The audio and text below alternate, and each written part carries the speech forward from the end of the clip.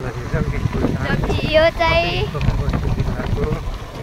कपिलवस्तु जिल्ला बाणगङ्गा नगरपालिकामा अवस्थित यो जगदीशपुर ताल अहिले यहाँहरूले हेर्दै हुनुहुन्छ। अगाडिको जुन मनोरम दृश्य छ यो जगदीशपुर ताल हो। जस्तो किसिमको मनोरम दृश्य यहाँ छ त्यो अनुसारको प्रचार प्रसार भने अत्यन्तै कमै भएको जस्तो महसुस लाग्यो। यहाँ पर्यटकीय क्षेत्रको लागि प्रचुर सम्भावना बोकेको रहेछ यो क्षेत्रले। त्यही अनुसारको प्रचार प्रसार र त्यही अनुसारको व्यवस्थापन भने हुन सकेको छैन। अब हामी यो पहाडी क्षेत्रको लागि जस्तो गुल्मी, पाल्पा, अर्घाखाँची यी क्षेत्रहरू लगायतका तराईका केही क्षेत्रहरू कपिलवस्तु, रूपन्देही यी क्षेत्रहरूको लागि यतिको ठुलो ताल भनेको किगप फेवा ताल नै हो, होइन भने यही जगदीशपुर ताल रहेछ। त्यसैले गर्दा यसको लागि सरकारले, यहाँको स्थानीय निकाय, प्रदेश सरकार, सङ्घीय सरकार लगायतका स्थानीय सरकार निकायले यसलाई एउटा सम्भावनाको केन्द्र देखेर पर्यटकीय क्षेत्रको लागि विकास गर्ने हो भने यो क्षेत्रको उत्थानको लागि, यो क्षेत्रको अझै समग्र विकासको लागि यो जगदीशपुर ताल एउटा कोसे ढुङ्गा साबित हुन्छ जस्तो महसुस गरेको छु। यहाँहरूले देख्न सक्नुहुन्छ। हेरिङै हामीले यसको दृश्य अवलोकन गरिरहेका छौँ। अत्यन्तै ठुलो रहेछ यो सिमसार क्षेत्र पनि हो। विश्वका अनेकौँ मुलुकदेखि जाडोको मौसममा मङ्सिर पुसको समयमा यहाँ साइबेरिया, इन्डोनेसिया लगायतका ती क्षेत्रहरूबाट चराचुरुङ्गीहरू यहाँ आउने गर्दछन् आश्रयको लागि। यो विशाल यो जगदीशपुर ताल यही नै हो। यतातिर हेर्नुहुन्छ भने आँपहरू छन्, धान उत्पादन भएको छ। यतातिरको क्षेत्र हेर्न सक्नुहुन्छ, अत्यन्तै राम्रो ताल छ। सिमसार क्षेत्र हो। यी क्षेत्रहरूलाई भोलिको दिनमा पर्यटनको हिसाबमा अत्यन्तै व्यवस्थित गर्न सकिन्छ। तर यहाँ त्यस्तो केही पनि ताल त छ, यसमा जति सम्भावना बोकेको छ, जति यसले सम्भावना दिएको छ त्यही अनुसारको बेनिफिट भने यो क्षेत्रले लिएको छैन। खै त्यसमा किन चासो दिएको छैन स्थानीय निकायले? बाणगङ्गा नगरपालिकाको समग्र विकासलाई यसले ठुलो टेवा पुर्याउने जस्तो महसुस गरेको छौँ हामी यहाँ घुम्न आउने पर्यटकहरूले। यो त धेरै ठुलो छ। अब हामी यहाँबाट फर्किन्छौँ। क्षेत्रहरू विभिन्न किसिमका वनस्पतिहरू तालमा रहेका छन्। सिमसार क्षेत्रहरूलाई सफा गर्ने त्यो चाहिँ पक्कै पाइँदैन। सिमसार क्षेत्र जहाँ चराचुरुङ्गीहरूको वासस्थान त्यसैले गर्दा यहाँ कमलका फुलहरू रातो यसो देख्न सक्नुहुन्छ। बाइकलाई केही बेर रोक्छौँ। अगाडि देखाउनु बाटो धेरै अगाडिसम्म छ। अब हामी नजाउँ।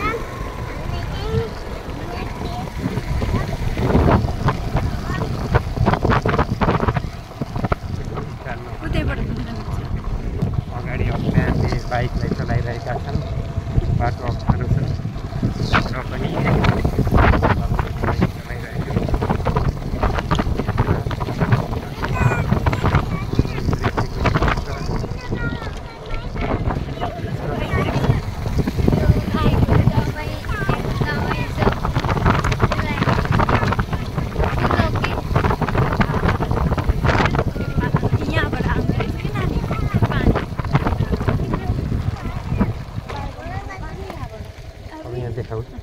जुन यो जगदीशपुर तालमा आउने पानी हो, यो पानी आफ्नै यहाँको स्रोत होइन, यो बाणगङ्गाबाट नहर बनाएर लिएर आएको हो। त्यसैले जुन यो नहर छ यहाँ देख्न सक्नुहुन्छ, यो नहरको माध्यमबाट बाणगङ्गाको यो पानी यो जगदीशपुर तालमा प्रवेश गराइएको छ। यहाँ देखिन्छ। यहाँबाट यहाँबाट यति मात्र हो न के? यहाँबाट भित्र सबै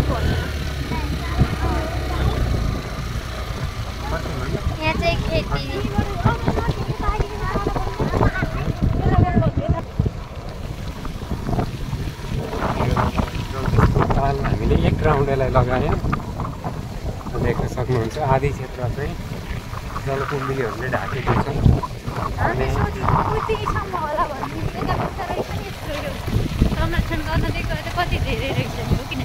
आधी क्षेत्र बोटिङहरूको लागि अलिकति खुला गरिएको रहेछ।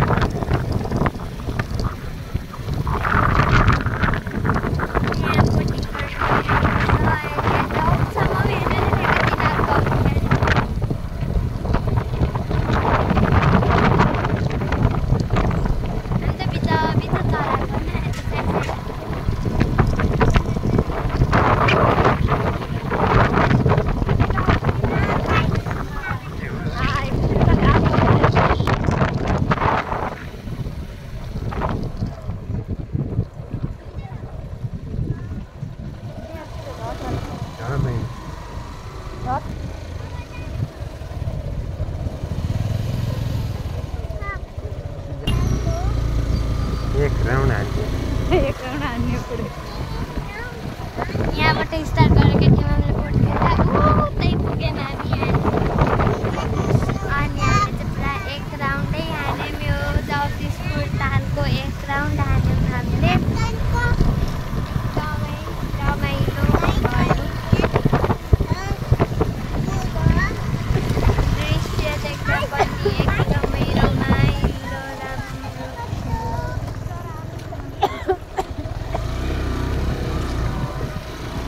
त्यही त हामीले त त्यहीसम्म भन्ने थियौँ नि हो कि नै बाबा हेर्नु त त्यसको त आधी उता रहेछ त अब जाने ठाउँ छ।